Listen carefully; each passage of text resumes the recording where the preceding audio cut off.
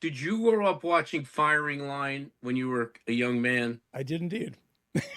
Okay, Yes. so We might have every looked at it a day, few times when we so were so doing the so I set was here. some middle class kid who went to public school, and my father didn't understand why I was watching Firing Line, and I was watching Firing Line because I loved history, and it improved my vocabulary. Yes. That was the first time I heard the word sycophant. That was Yeah. the first time I heard the word pedestrian, and I started using these words, and I got a scholarship to go to Villanova, and I did well, and I every day I think, what would Bill Buckley think?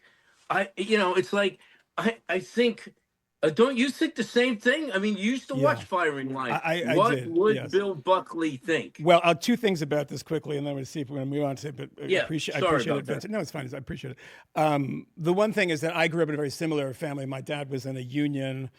My mother worked at a pharmacy, and I watched Firing Line. So there was something that went horribly wrong from their perspective. I Right. think. Like, what is going on here? But Buckley always used to say that, like, why do you use all these big words? And he said, because I know them, and you should look them up. And that's right. I mean, I appreciate that. But keep in mind, there are two moments for Buckley. One is in the '60s when he runs out the kooks from the John Birch Society. It's a Yes. concerted effort. We got to get these crazies out. Now Laura Loomer is in the friggin' White House telling people who they should fire from the NSA.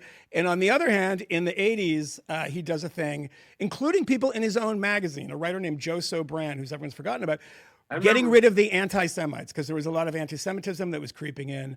And he said, this shall not stand, this shall not pass, no passeront. It got to a point where it was getting crazy. There's no one here in the party now that has the balls to stand up to Donald Trump and say, and I'm saying this, by the way, from a conservative perspective, I'm not saying that you have to be a liberal, you have to be Elizabeth Warren, from conservative first principles.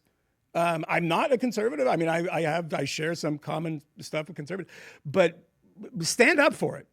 Stand up for it, because you know what? This economy is a disaster, and it's going to be more disastrous until he rolls it back.